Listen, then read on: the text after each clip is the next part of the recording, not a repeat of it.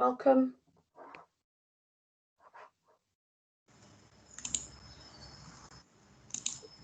Hello, welcome. We will get kicked off now, I think, if that's okay. So, sorry, just for the benefit of new joiners, welcome to LOTI's Analog-to-Digital Switchover Open Forum.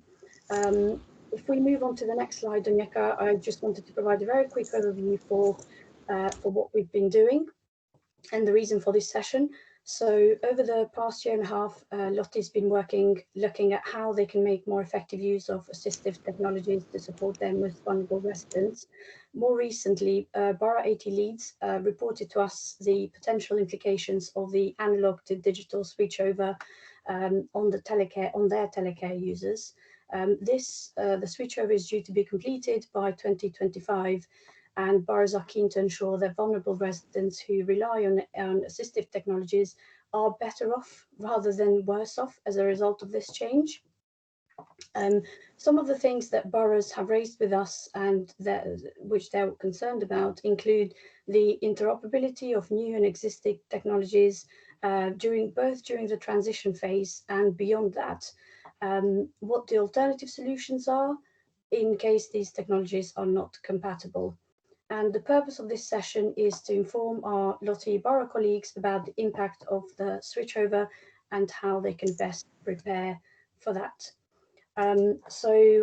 We've got a couple of housekeeping rules. On your previous slide, just very quickly, please put your phones and devices on mute to avoid echo, leave your camera on. We will inviting all of you to share your questions in the chat, and you will have an opportunity to ask questions in between presentations.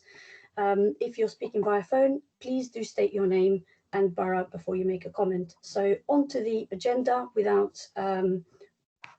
further ado. So today we have 3 presentations lined up for you. We'll be hearing from Hugh Saunders from Ofcom, John Livermore from Openreach, and David Christie from Virgin Media. They'll be discussing their organisation's role in the switchover and offering relevant advice to our colleagues. You'll have the opportunity to ask questions in between each presentation, as I said before, and we strongly encourage you to post all the questions in the chat, and the speakers will do their best to answer them in between their presentations. We hope to be able to answer all of your questions, but as previously, we will be following up on any unanswered questions after the session, and we will share the slides with you after the session too. So without further ado, I think we will now hear from Hugh Saunders. Hugh is the Director of Network Infrastructure and Resilience Network and Communications Group at Ofcom.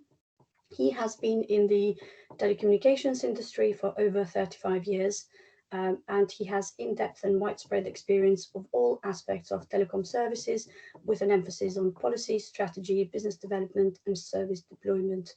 His current role focuses on network security and infrastructure development. Over to you, Hugh. Thank you. Next slide, please. Since I have been introduced, I ought to update that bio. It's over 40 years now in the industry, so that's slightly worrying, but still. PSTN switch off is something that's by now well underway. What's driving this is the need for the telephone companies that have been providing mass market voice services to actually migrate away from their current systems, which are referred to as the Public Switch Telephone Network, or PSTN. The reason for that is fundamentally the systems themselves are obsolescent. You can't really source replacement parts. The expertise to maintain the software, etc., is my age or older indeed, which means essentially exiting the industry. And this is not something that's constrained to the UK. The same things are happening around the world. Indeed, in many instances, many other countries are well ahead of us in terms of this process. As I noted, it's already started. It's being led by the telephone companies themselves. They are making their own independent choices as to when they do these various things. Hence, there will be different timings depending upon which company is providing the services, but it's due to be completed at the latest at the moment by the end of December 2025. There are replacement services being deployed. They center on generally voice over IP, that's voice over internet protocol. Doesn't mean the internet, it means it uses the same protocols involved in the internet, generally over controlled carrier class or so-called carrier class private networks, and generally now over broadband connections. So in other words, whether it's a copper broadband service, fiber broadband service, a cable broadband service, or indeed a wireless broadband service, a voice service will be delivered like any other data session. I'm not going to talk too much about what industry is doing because both OpenReach and Virgin Media will be talking to you later, but it's worth noting that trials are already underway about related issues in both Salisbury in Wiltshire and Mildenhall in Suffolk. So an awful lot of learning is already being gained from those activities. Next slide, please. The impact on most voice customers or pure voice customers isn't that great. The only change many will see will be the need to connect their existing handsets to a different socket. So in a domestic context, a router will have what's referred to as an analog telephone adapter in the back of it into which you can plug an existing telephone. However, it's clear that some customers, particularly those who are elderly or more vulnerable, or those who need a new broadband connection or have accessibility disability requirements, will need additional support. And beyond that, there's also the issue that broadband services won't work in the absence of local power. So there's a need to sustain the access to the emergency services in particular, either through some battery backup or alternative communications arrangements. Generally, the communication providers are inviting customers to upgrade to a new service on a voluntary basis in the short term, and hence there's essentially going to be a rolling program of people being asked to upgrade to the new service before the inevitable final compulsory migrations, which hopefully won't be that great, and they will obviously users will be given sufficient warning. Next slide, please.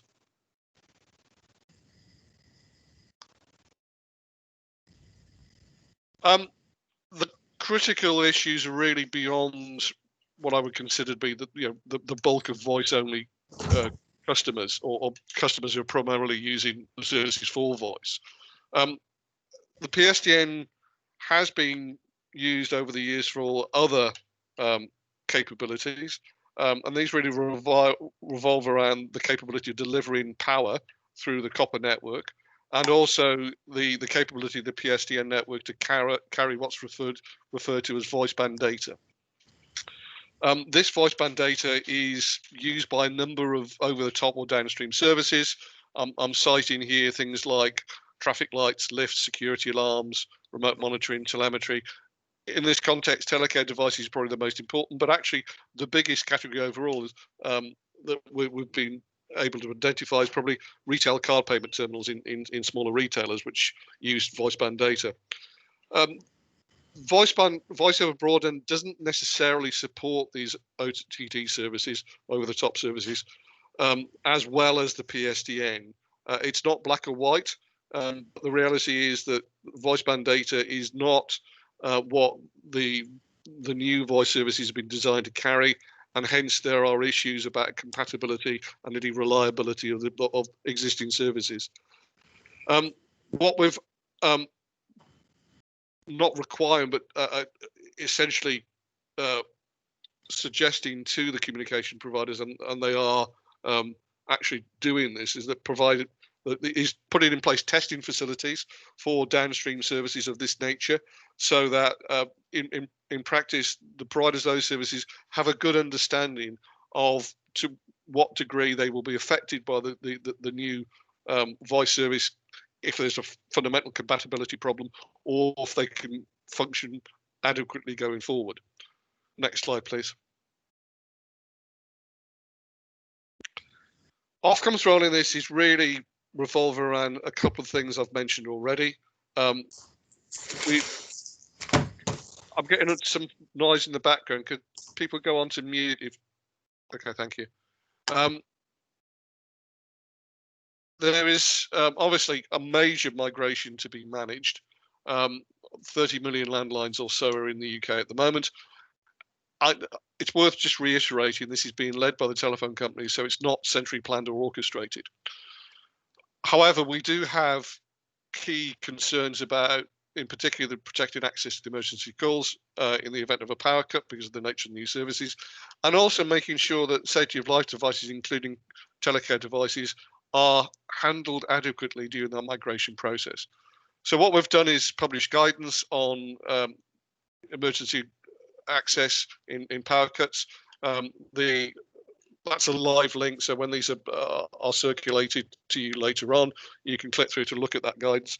We're also set expectations on what the telephone company should be doing in terms of providing advice and systems for migrating customers, particularly those who've got connected safety of life devices. We've had a program of engaging with the telephone companies, the downstream service providers like telecare, etc., for a number of years now, and that is continuing. And we've also requested an independent body, which is known as the OTA, Office of the Telecoms Adjudicator, to actually develop best practice for the telephone companies so that there is consistency in terms of how they migrate customers, including dealing with those with telecare devices. Next slide, please. Can I have the next slide, please?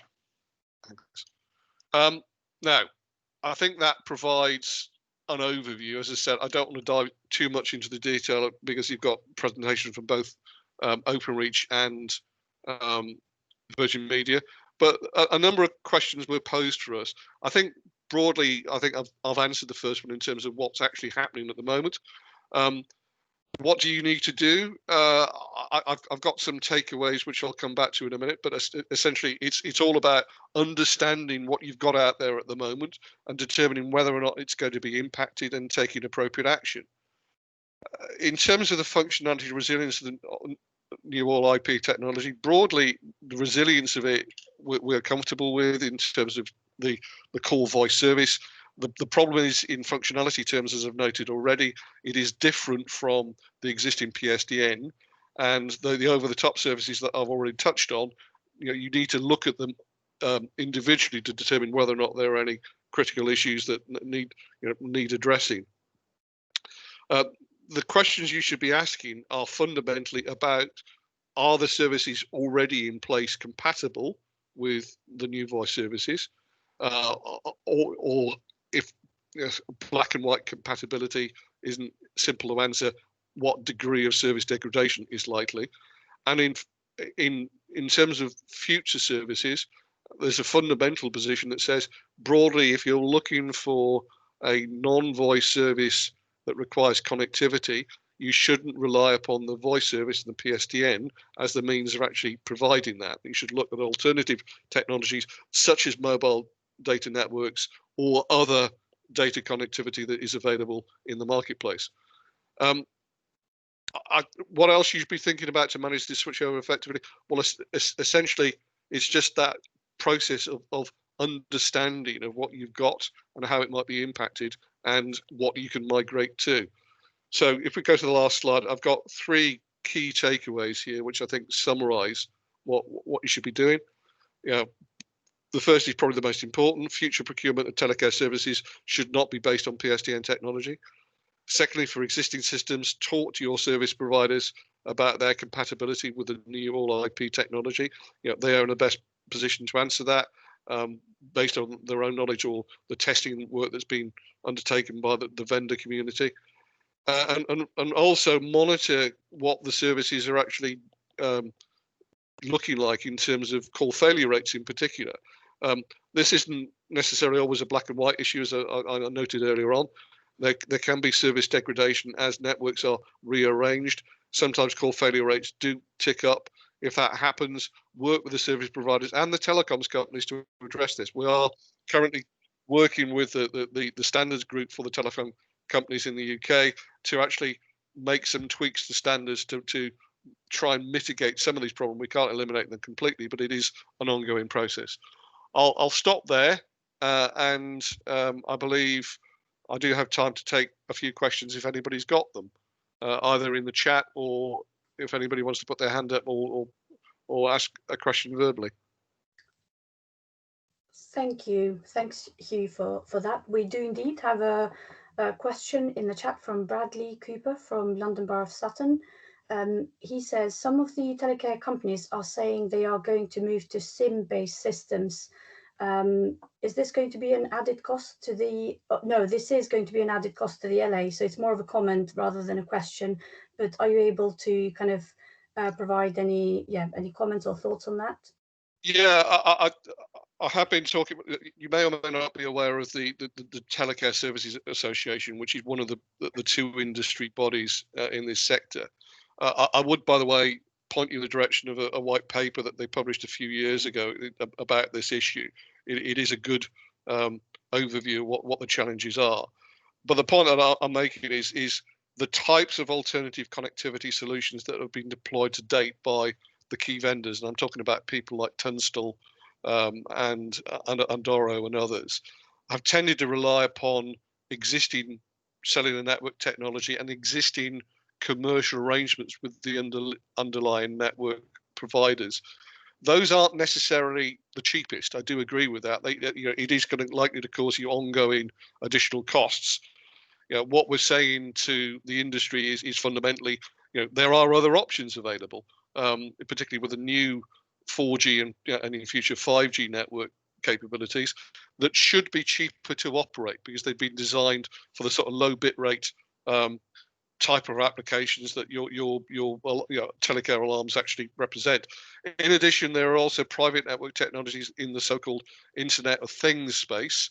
I can cite a number of technologies like LoRaWAN and Sigfox, but the reality is there are alternative solutions, and the service providers need to, in my view, look more, how should I put this, creatively at what the right and most cost-effective approach in this space actually should be. Second question is, what are the battery requirements going to be? Well, I think this is an issue that you need to discuss with your providers. We can only mandate battery requirements for access to the emergency services. Telecare services aren't classed as an emergency service. So in some instances, the solution that is being provided will be capable of making calls to the emergency services in the event of a local power failure, but that may not be the case. And in addition, the telecare device itself will need power, and that won't be provided necessarily by the provider of the battery backup for the communications capability, in other words, the line. So you need to actually talk to the provider of the service and talk to the vendor responsible for the design of the equipment to determine what power options are available to support it. The reality is you can deploy, simple UPSs or simply battery backup services for the telecare instrument or device base station, for instance. But it's not particularly expensive, but it needs to be looked at on a joined up basis.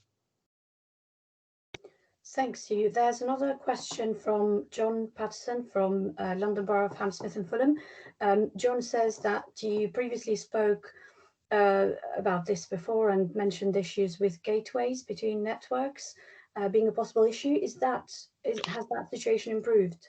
That's really what I was referring to when I said that there are situations where problems about call failure rates suddenly crop up because of network rearrangement. That's mostly around how the networks are connected together through such gateways. The reality is there is good best practice guidance available from the industry standards body I referred to earlier on, the NICC, but it isn't necessarily consistency being applied in a consistent way. So what we're trying to do is make sure that those guidelines are as complete as possible. And we're also working to ensure that the industry itself makes sure that their implementation of those guidelines is as good and comprehensive as possible to mitigate these problems. I don't think we can eliminate them completely, but it's certainly why I'm suggesting in that final bullet point in terms of the takeaways that both your service providers and the telephone companies will have to work together to address these issues. Thank you. Thank you very much, Hugh, for your presentation and for answering those questions. No We problem. will now move over to our next speaker. But as Onyeka has mentioned in the chat, if you have any questions for Ofcom colleagues, please do continue to ask those in the chat, and they'll make sure to answer as many as possible. So over to John Livermore from OpenReach. John is the All IP Industry Engagement Manager there. Over to you, John. Thank you, Genta, and thank you everyone for your time this morning. Do appreciate being invited along to do this. So, as mentioned, I'm John Livermore. I work for OpenReach, and I'm in the All IP team. I'm looking forward to explaining to you a little bit more about what we mean by All IP. Hugh said, as always, a wonderful picture of exactly what's going to happen. I'm going to go through a bit more detail in terms of the network and what's changing, and exactly what we feel that people need to do to move on from this. My colleague Phil Laws is usually on with me, that's why his name's mentioned there, but let's go on to this slide that we've got now. So first of all, who are OpenReach? Well, we're not BT OpenReach. OpenReach is an independent company in its own right, OpenReach Limited, formed in 2018.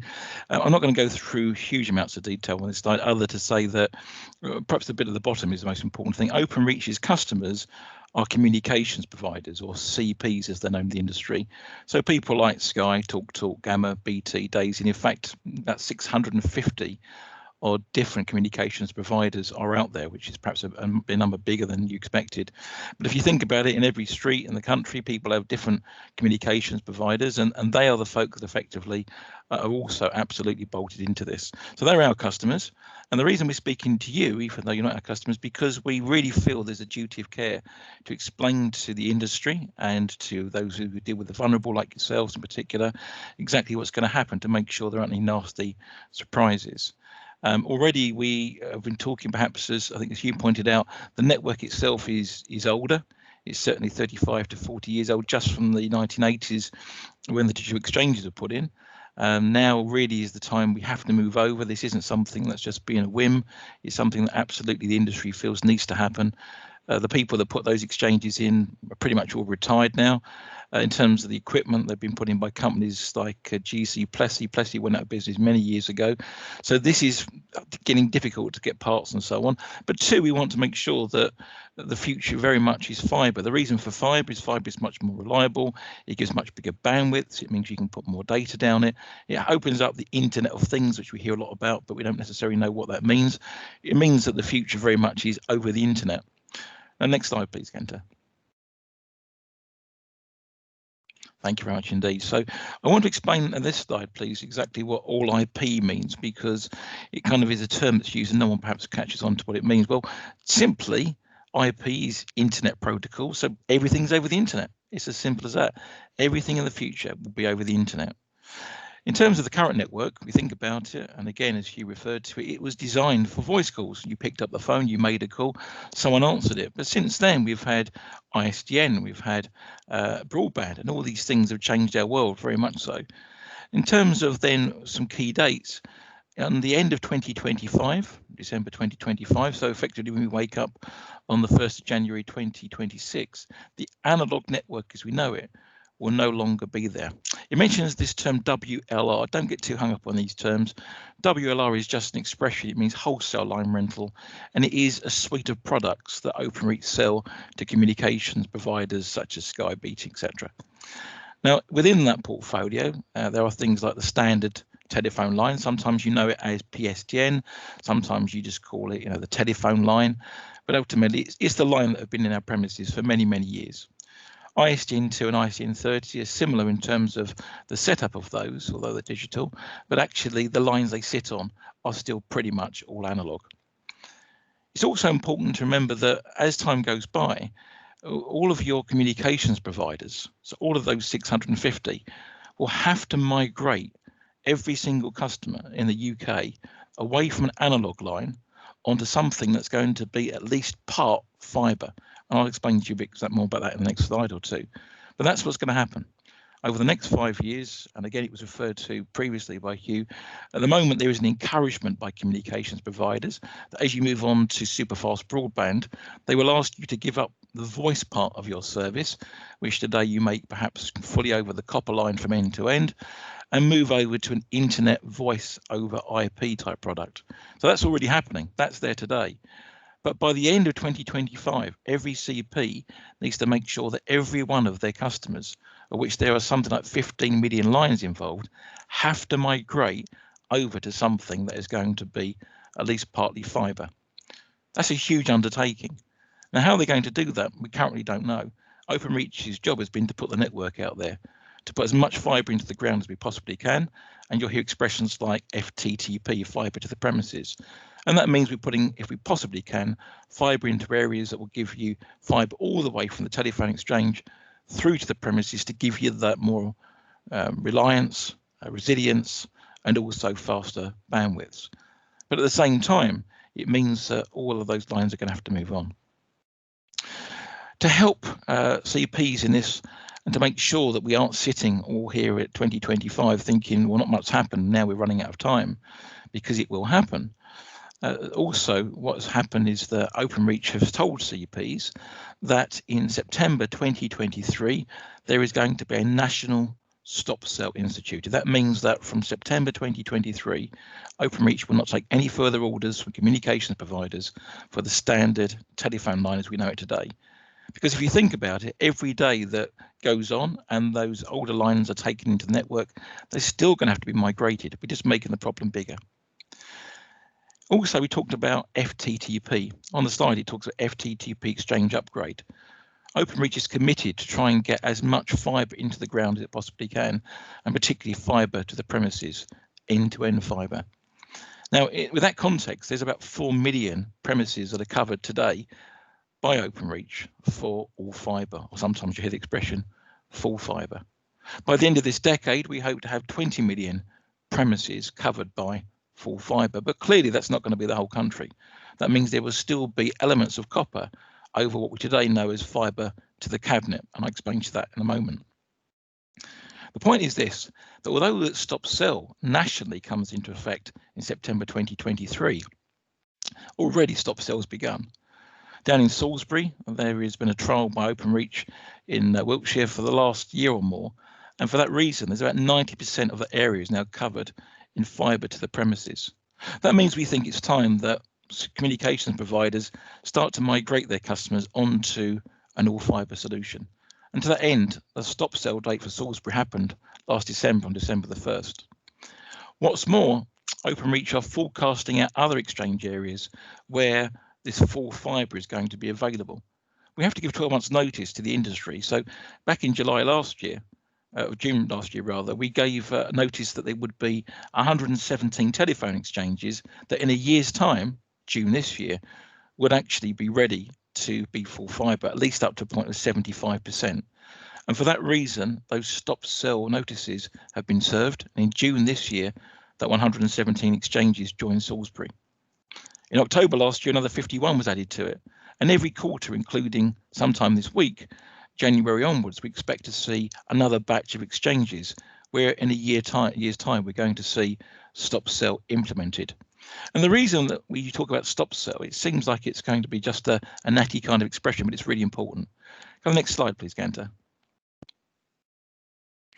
The reason is that stop sell means more than just stopping selling new legacy products into communications providers. If you're in Salisbury today, not only can you not take on new supply of an analog telephone line, but also if you want to take over lines, so for example, moving house, if you want to change your communications provider, moving from one CP to another, all of those things in a stop sell exchange area are stopped. You can't do those things unless you move your customer onto a fibre type service, ultimately fibre to the premises. Next slide, please, Genta. Let's just spend a moment talking about the architecture in the street. This is very basic, but I think it illustrates the point. If you look to the left of the diagram, we talk about WLR. Now, WLR mentioned earlier is a suite of products which we know today is the basic telephone line. But ultimately, what Openreach sell to communications providers is a copper path, as indicated here, that goes from the exchange through to the street cabinet, which most of us, I'm sure, have seen. And then it'll go through distribution points somewhere, not on this, but it's not necessary for this diagram. And then we've got a big question mark. The question mark is, we haven't got a clue what people are putting at the end of their line. It'd be like asking your electricity company what kind of fridge you've got. We just don't know what's on the end of it. And the truth is the communications providers don't know either. So it could be a telecare device, which I'm sure you were very close to, but it could be everything from a chip and pin machine through to a lift phone. All of these things today are probably coming over, in many cases, a copper path. What is sold then by Openreach to the CP as a package, if you like, is copper all the way through and a voice product. The dial tone you get, the voltage that comes down, which means that your line carries on working even when there's a power cut, that's all part of that WLR product. Now, if we go to the bottom of our diagram, we see the newer products, fibre to the premises. Well, that's quite straightforward. It's that fast fibre we talked about that runs all the way through from one end to the other. And if you've got that today, you need to have a voice over IP, voice over internet product if you want to make voice calls over it. Also, you notice that we mentioned FTTC, fibre to the cabinet. Now, many people have got fibre cabinet today because 95% of the UK already has fibre to the cabinet. So though fibre to the premises isn't quite yet there yet, fibre to the cabinet is pretty much there around the country. That means if you've got a faster broadband today and you don't have fibre all the way through, you've probably got fibre to the cabinet. I certainly have at home. Now, what that means is that I keep the copper from my home through to the street cabinet, but then today it splits. And what happens is my voice calls, and again, as you said, voice band data calls, anything such as telecare devices that plugs in to the wall socket are being taken up that path, that copper path, back to the telephone exchange. But my fibre is taking my internet connection, that faster element. On transformation by your communications provider, and certainly at the end of 2025, we're going to see the next thing happen. Next slide, please, Genta. The whole of that left-hand side disappears there. What you see, in effect, is that we lose that WLR product, that basic standard line. If your CP comes to you in the next 5 years and says, we're going to migrate your telephone exchange, it means the only thing that's going to be left is either fibre to the premises or fibre to the cabinet, although it's been renamed. Unfortunately, it's got a bit squashed in this slide, but it looked okay when it went over. And it was SOGEA. Don't get bogged down on names again. SOGEA effectively basically means fibre to the cabinet, but you've lost that copper path, that voice path back to the telephone exchange. Next slide, please, Genta. What it means inside the home is this. Today you have a socket, and you may have extension sockets, and all of those are powered through the telephone exchange. 50 volts comes down the line. It means your extensions work and so on. And then your router's plugged into it too. On the day that you're migrated by your communications provider, you'll see, next slide, please, Genta. This will happen. The big question mark is called out again. What is going to be plugged in at the end? Effectively, everything from the socket, extension sockets and so on, will no longer work. If someone has a telecare device by their bed on an extension socket, they will no longer be getting power from an exchange. They will no longer be getting 50 volts. They will no longer get that service working. The only thing on migration that's left is the wall socket and the wall socket providing broadband. Simply put, if your device does not work over broadband, it will not work once you've been migrated by your communications provider. As we move on in time, I'm going to keep this quite simple in terms of the FTTP model. Simply put, the main socket is replaced by something called an ONT, and that needs also power. That means that your telecare device for a backup is going to need a battery backup unit potentially for the router and one for the ONT if you're on an FTTP environment. Next slide, please, Genta. I'm going to move forward for these because we run out of time when they stop, but the slides will be sent out afterwards. If you can just go to the end slide now, please, Genta. I'm aware that I'm running late, so apologies, folks. Just really, this is the call out. What should I do now? Do think about, ideally, doing some kind of impact assessment. Think about what your clients and those that you deal with have. For yourself, for your offices, and for those that you serve in the community, what have they got plugged into the wall today? And is it going to work in the internet in future? Hugh mentioned the fact that it might be possible to plug it into the back of a router, but that depends on A, if the CP is going to give you that kind of router, B, whether you subscribe to the voice over IP service, and C, whether it's going to work at all in that environment. We do tell people, do test in the labs that are available. We ourselves hope to have a new lab at late spring this year so that different service providers can come and test their equipment in this environment. As I say, I've run out of time now. The slides will be available afterwards. Let me just see if I can take one or two questions with the time available, and if not, I'll try and answer them afterwards. Thank you, John. Thank you very much for that. We do have one question from Bradley from London Borough of Sutton. He's asking about the cost change for a resident who'd been paying for a landline and now needing to have a broadband contract. Okay, yeah, they will definitely be price change, but what they are, I can't tell you, Bradley, because it's down to the communications provider. Openreach, of course, provide the network, the pipes, if you like, in the ground. They sell them on to communications providers. What the communications providers charge, all of our prices are regulated by Ofcom, so they're in the public domain, but we can't comment, unfortunately, on what's going to happen in terms of other communications providers and what they charge. Possibly there will be a price change, but unfortunately, because there are so many communication providers who have their own tariffs, we couldn't say exactly what that means. One very final question from Bradley, and that's around the publicised list of who's moving over by area. I'm presuming that means kind of local authorities, or? I'm guessing it means, is there some, I get asked over and over again, is there a list of what's going to happen and when? And the answer sadly is no.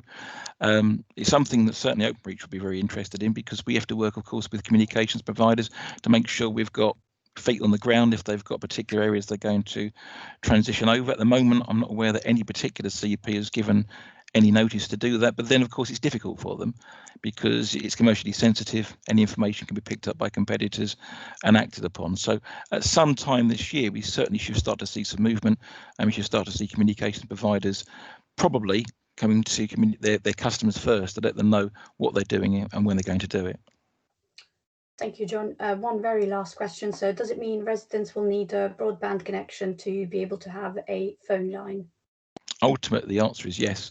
There is a low bandwidth variant that Openreach are available to communications providers, so you don't have to have a great big pipe, as it were, of information. There's a 500 kilobyte product that's available to communications providers. That means that ultimately, when they move customers over from a standard line over to a broadband internet-based service, they can do that without taking huge amounts of costs from us. But again, I can't comment on what costs they will pass on to the customer. Thank you. Thank you very much, John, for that. We do need to move over to our next speaker. So David Christie, Senior Regulatory Specialist from Virgin Media, will be talking to us about the Virgin Media role and any potential information you need to be aware from that point of view. David has worked for Virgin Media since 2012, having previously been in-house at Ofcom. He is a qualified solicitor with 25 years of experience in regulatory law, and has been involved with Virgin Media's IP voice projects since they began 5 years ago. So over to you, David. Thanks, Genta, and good morning to everybody. I will go through the slides fairly quickly because we're on quite a tight timeline, but you'll see a lot of similarities in our slides to what you've heard today from Hugh and also from John. Just going through to the first slide, the point has already been made. The PSTN is running on fairly old legacy technology. Maybe not quite as old as the picture would suggest, but it is becoming outdated. We need to swap that out for more modern systems. If we didn't, the systems would just become unreliable. They wouldn't deliver reliable telephone services. They wouldn't deliver reliable services over which, for example, telecare is provided. So this is not a commercial choice. This is a necessary upgrade that we, the Openreach, that other countries around the world are having to make at the moment. The upside is that PSTN technology is quite limited, and IP technology will allow new and more innovative services that will become increasingly relevant in today's and future societies. So there will be that benefit that will be derived from the upgrade. Moving on to the next slide. Now, obviously it's quite a big job to switch everybody over from PSTN to IP. As I say, it's not an issue just for Virgin Media or for the UK.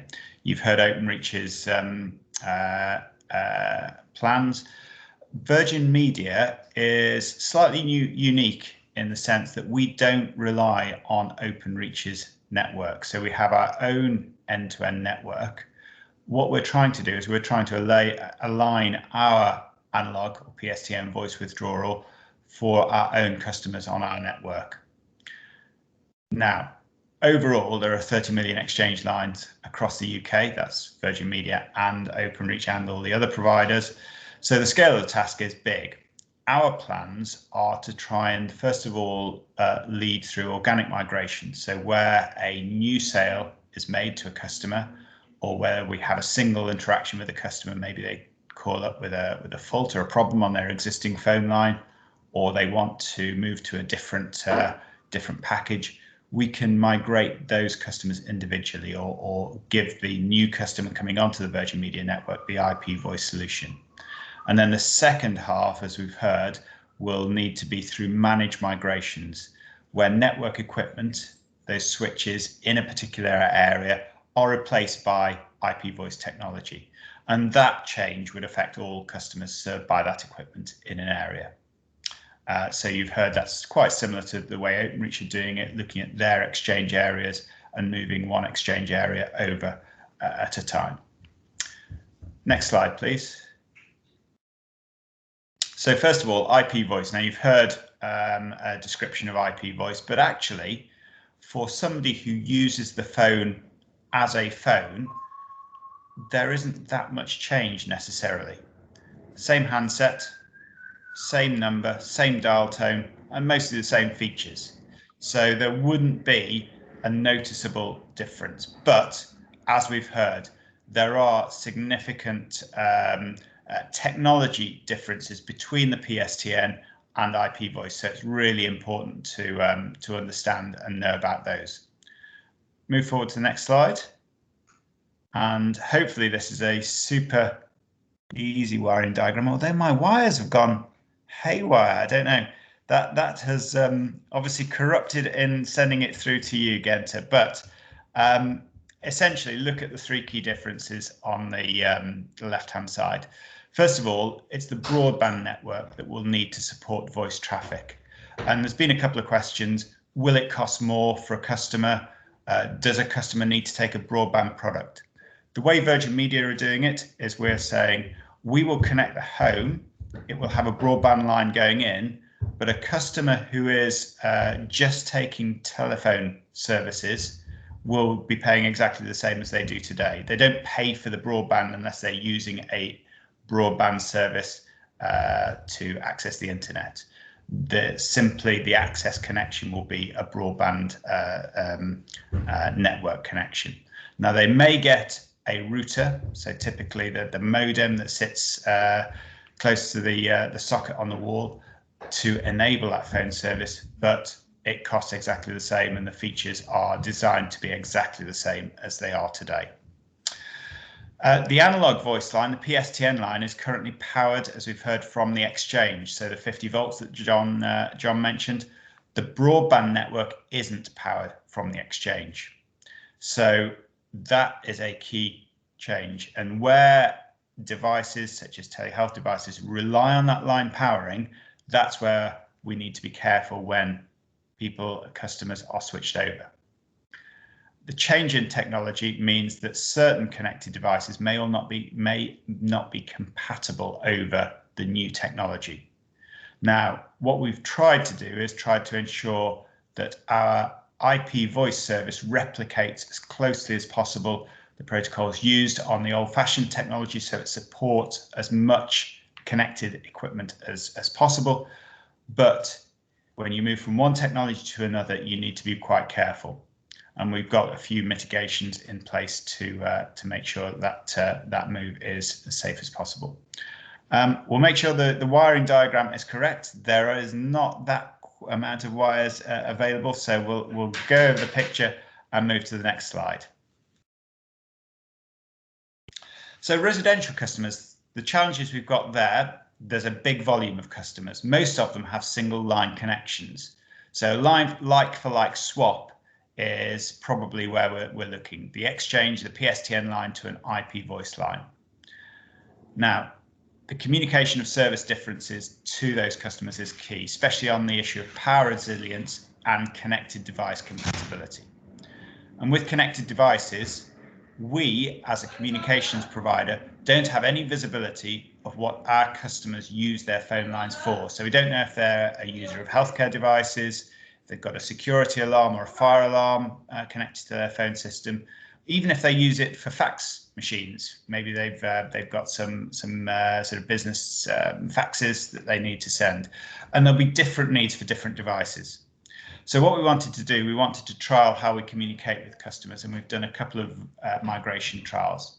And the other thing to say is that we need to tread very carefully where we have vulnerable customers. So vulnerable customers will get a backup, battery backup for emergency calls to 999 services, and we also ensure that we tailor communications and assistance so those customers know exactly what the service is about, how it's different, what considerations they need to take. Just moving forward to the next slide. Business customers, slightly different. Customers have a lot more complex needs than consumers, and of course local authorities will be in the business customer sector. They're likely to take multiple solutions. IP voice isn't uncommon today, especially over cloud or SIP products. And line resilience, however, could be used by businesses via an analog line. So a PSTN line might provide a backup today that won't be available tomorrow. Mobile coverage. Mobile is a good replacement backup, but of course coverage restricts cellular replacement options, so that has to be taken into account. And again, the end user usage of business phone lines may also be varied. EPOS terminals, alarms, telemetry, monitoring, lifts have been mentioned, traffic lights, so lots of different use cases. And it's a lot more having to take a customer by customer approach for those larger businesses who already take bespoke telephony solutions from us. Moving on to the next slide, we've got a couple of things that we're doing. We're trying to get the message out by attending events like this, communicating with stakeholders about our IP voice plans, and trying to make sure our customers are informed through sales journeys and through migration trials. We're training our agents, we're training our field staff so that they can assist customers in any migration activity. We've also opened a dedicated testing lab, so service providers, equipment manufacturers and users can come in and test compatibility of devices, of equipment over our VoIP lines. And we're committed to collaborating with regulators, industry bodies, other industries to try and establish that best practice and be clear as to plans. So moving to the next slide, there's a couple of examples of what we're doing. Again, website information. If you go to our website link, through that you can see some of the information that we give customers to try and make it clear as to what the differences are between the fibre phone line, which is the IP voice service, and the old PSTN line. Moving forward, there's some more information there, an example of the information on the website. So going again, here's our IP test lab information. So it's located within one of our buildings, which is near Reading, a place called Winnish, and it's accessible normally through pre-booking. We are at the moment, understandably, suspending bookings because of COVID, but we want to get that up and running when it is, of course, safe to do so. So still, we're inviting people to book in with provisional dates, I think, at the moment, rather than committed dates, just until we can get that back up and open. That's been up and running for a while now. It's got its own web page again, so trying to get that information out about what we can do, and trying to encourage people to come in and test and get that industry knowledge outside of the communication industry spread. Then just looking at the trial migration before we finish off, we've done a couple of migrations. One was in the southwest, predominantly in the southwest, although we did also migrate some consumer multiple dwelling units in Stockport, and also a mix of consumer and small business customers in Camden. So I think one of the local authorities that LOTI covers. That was in September 19 through to March of last year. And then moving to the next slide, we've got a sample of how we then communicated that. So before we started the trial, we wrote to customers, we wrote to local authorities to let them know that the trial was going on in their area, and we wrote letters to other relevant stakeholders. That included the alarm industry, so telehealth service providers. It included MPs for the area, so that we tried to publicise the forthcoming change. We then wrote to customers, and we had a number of different communication channels: letters, calls, SMS, and home visits. We continually reminded customers to try and engage them before migration. And then before we undertook any final migrations, we did another round of communications, both to customers and to local authorities, again, to keep everybody informed. And additional to that timeline, as you can see in the box, we had a dedicated area on the website, a dedicated call-in number, so people didn't have to just sit in the customer service queue. We looked to post-migrate surveys to try and understand how things had gone, monitoring complaints, and we also undertook a process to try and identify people who were using telehealth or other connected devices. What we've done is we've spoken to alarm receiving centres. We've got their numbers, so the numbers that they put out for their customers to call in, and we then ran those numbers against our own customer list to see which of our customers were calling those numbers, so we could try and identify who was using telehealth devices and then again provide that additional support to those customers. Moving on, I think 4 points to just leave you with. First of all, we need to ensure that customers are ready. And 2025 has been mentioned by Openreach. That's the end date for Openreach. We're going to a similar time frame. It might be 2026 for Virgin, but quite similar. That's the end date of the process. It's not the change date. People will be taking IP voice today. So that is a key message. We need to ensure that broader stakeholders are aware to support the change. So events like this and events to other industries is key, and collaboration within the industry and outside the industry with local authorities is definitely also key to a successful change. I think that's it, and you've got my the Virgin Media IP voice contact details if you need them. Thank you very much. Thank you very much for that, David. We do have 5 minutes left, and we've got a couple of questions in the chat, so I will be asking them in turn. There's a question about device-based test certifications, and that's because we can see the organizations that have access to service, but not what's being tested. Perhaps for, yeah. But maybe if I can drop in first, it's Hugh Saunders from Ofcom. Before I have to drop out, we are talking to the TSA to actually encourage their members to make those test results more visible. I think both the existing BT group test facility and the Virgin Media test facility, broadly, the test results are owned by the organisations that take their products in, and I don't think they can unilaterally decide to share the results with anybody else.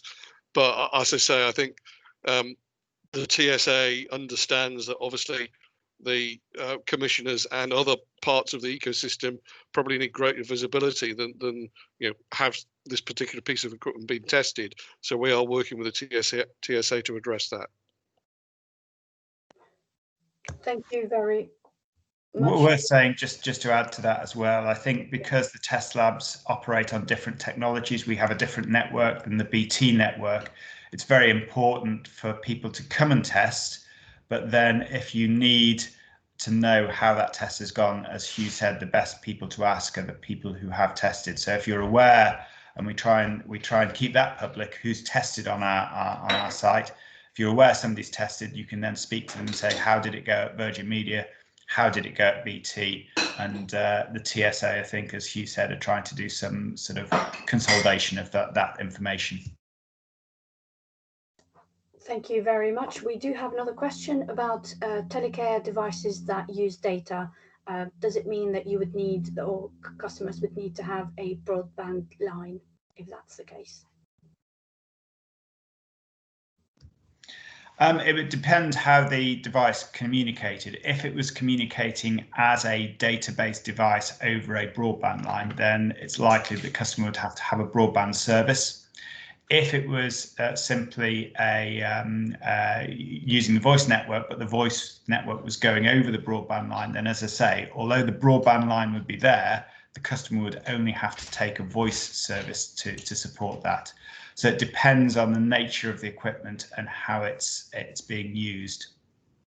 It's probably worth mentioning as well, Switch on from OpenReach, that it still goes back to the same issue, certainly from the OpenReach perspective, which is that everything will be broadband, certainly up until, but over after 2025. So it needs to be a device that's going to be happy working on broadband, or a mobile, but that comes with the associated issues that you mentioned earlier. Thank you very much for those. We've got one last question, which was around the definition of vulnerability, of how you are all defining vulnerable clients. And that's because it would be really helpful for boroughs to understand who may be getting backup batteries from communications providers, and identify which customers they would need to provide those battery backups for as a local authority. I think it will help with their planning. Any views from Virgin Media or OpenReach colleagues? Yes, it's slightly how long is a piece of string question. It's always a very difficult one to define who is vulnerable. So we have an obligation as a communication provider under a regulation that's set by Ofcom, General Conditions C5, to ensure that we provide services that are appropriate for vulnerable customers. And we have some specific obligations to customers who have particular disabilities or impairments. I think it is difficult to pre-identify customers. So what we do is, where a customer has self-identified as being vulnerable or needing additional support, those customers are flagged in our database. They will get that support. We then will ask a customer, whenever they take this particular voice product, a series of questions as part of the sales journey. So they will be asked, do you have any particular accessibility needs? Are you vulnerable? Do you need any, rely on your phone service? Now, I'm paraphrasing our sales script. The sales script is far more eloquent. It's been approved and reviewed by disability specialists, so that it speaks in the correct tone. And then thirdly, as I say, the other way we can try and do things is look at people who may be using connected devices on our network. So that activity of getting the ARC numbers and then trying to identify which customers are outbound calling those numbers will help to add into that.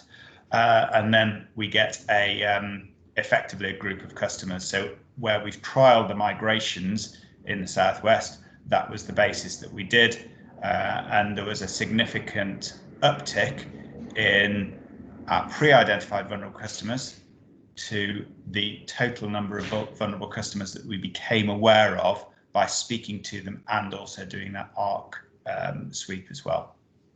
I think we've lost Hugh, but I think if he was on, he would say that, and I guess going on from David's point, sorry, David, it was just the fact that Ofcom have said that vulnerable customers, CPs, need to give them a battery backup unit that gives them at least 1 hour of battery backup. Now, there's a debate in the telecare industry that 1 hour isn't long enough, but that's certainly what the direction is at the moment. They must do at least 1 hour. But he also brought out in his talk that, of course, that is predicated on critical phone numbers, 999 effectively. So that means that it's got to be 999. That doesn't necessarily mean that telecare customers will get it. But going back to Dave's point as well, each CP has its own list of vulnerable customers, and it hasn't been in the industry in agreement, probably for lots of obvious reasons, as to here is a list of the kind of qualifications they have to get to. So it is going to be, unfortunately, a little bit hodgepodge in terms of how you go to one CP and they say, yes, you're on a list, another might not be. But I think, as David says, well, the best thing for them to do is to make sure they are registered with their communications provider, whether that's Virgin or any of the CPs that OpenReach sell to, just to make sure that they're ready so that they do qualify, if that's the case. Thank you. Just very quickly, Karen, I know you've asked a question about whether we could see the script. Do have a look at the information on the website, because there's a section there on vulnerable customers. So if that's useful as well, it'd be worth having a look, and then do come back with any questions. And what I'll do, Genta, as well, I'll give you a full list of FAQs, send those over to you as well, so you can send them out to people. Hopefully that'll cover a lot of the things from an OpenReach perspective.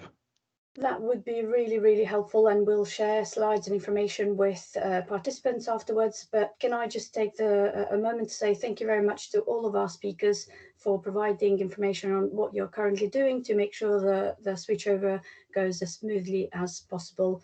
And we'll be following up with everyone, as I mentioned, with slides, etc. And thank you very much to all participants for the questions and for being here today. Thank you.